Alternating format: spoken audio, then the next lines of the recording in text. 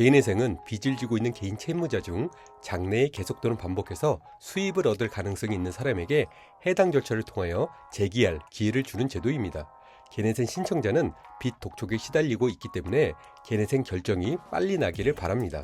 통상 개인회생 신청서를 접수하면서 동시에 개인회생 금지명령을 신청하게 됩니다. 금지명령 신청을 하면 영업일 기준 3에서 5일 정도 걸려서 금지명령 결정이 나옵니다. 법원은 해당 결정문을 신청자와 채권자들에게 보냅니다. 개인회생 금지명령을 받으면 채권자들로부터 빚 독촉을 막고 압류 등 추심도 막는 효과가 발생합니다. 그러면 신청자로서는 한숨 돌릴 수 있습니다. 하지만 신청자 모두에게 금지명령 결정이 나는 건 아닙니다. 이럴 경우에는 개인회생 개시결정을 통해서 빚 독촉을 막고 압류 등 추심도 막을 수 있습니다.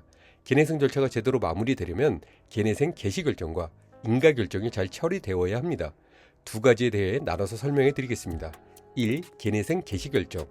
개인회생 개시결정이란 법원이 신청자의 개인회생 신청을 받아들여 개인회생 절차를 시작하겠다는 결정을 내린 것을 의미합니다. 이는 신청자가 법에서 정한 요건을 충족하고 개인회생 절차를 진행할 자격이 있다는 것을 인정한 것입니다. 개시결정이 내려지면 채권자들은 더 이상 신청자에게 빚 독촉을 할 수 없고 압류 등 추심도 할 수 없습니다. 개시결정은 통상적으로 개인회생 신청 이후 1개월 정도 내외에 내려지게 됩니다. 개시결정 이후에도 채권자 집회, 변제기획안 심리 등 몇 가지 절차가 남아있고 개인회생 인가결정도 받아야 합니다. 2. 개인회생 인가결정. 개인회생 인가결정이란 개인회생 절차에 대해 법원이 최종적으로 승인하는 결정을 의미합니다. 인가결정 전 주의사항이 있습니다. 신청자는 반드시 채권자 집회에 출석해야 하며 개시결정 단계에서 정해진 변제금을 미납 없이 납부하고 있어야 합니다.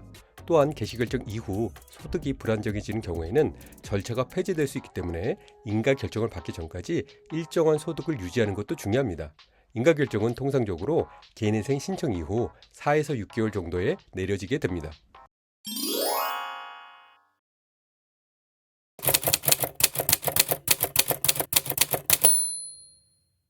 개인회생 인가결정으로 절차가 잘 마무리되었습니다. 결정 이후 중요한 부분은 변제기간 동안 충실히 변제금을 납부하여 면책을 받는 것입니다. 그렇다면 여기서 중요한 부분 중 하나가 변제기간입니다. 개인회생 변제기간에 관해서 설명해 드리겠습니다. 1. 변제기간은 3년. 원칙적으로 변제기간은 3년으로 합니다. 원금 전부를 변제할 수 없어도 3년까지만 변제하면 됩니다. 단, 총 변제액이 3천만 원 이하이면 채무 금액이 일정 비율 이상은 갚아야 3년의 변제기간으로 진행이 가능합니다. 만약 총 변제액이 3천만 원 이하이고 채무 금액이 5천만 원 미만인 경우는 채무 금액의 5% 이상을 변제해야 합니다. 또한 총 변제액이 3천만 원 이하이고 채무 금액이 5천만 원 이상인 경우는 채무 금액의 3% 이상 더하기 100만 원을 변제해야 합니다. 2. 3년 이상 5년 이내의 변제기간. 특별한 경우에는 변제기간을 5년까지 연장할 수 있습니다. 예를 들어 채무가 많거나 여력이 부족한 경우가 특별한 경우에 해당합니다. 즉 변제해야 할 금액이 많지만 월 소득이 적어서 3년 안에 갚을 수 없을 경우에는 3년 이상 5년 이내로 변제하면 됩니다. 3. 3년 이내의 변제기간.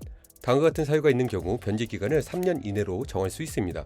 가. 3년 이내에 원금과 이자를 전부 변제할 수 있는 경우. 나이가 만 65세 이상인 경우. 다. 나이가 만 30세 미만인 경우. 중증 장애인인 경우. 미성년 자녀를 3인 이상 양육 중일 경우. 한부모 가정의 가장에 해당하는 경우. 전세 사기 피해자의 경우. 관할 회생법원이나 재판부에 따라 기준이 다를 수 있으니 꼭 확인하고 진행하시기를 바랍니다.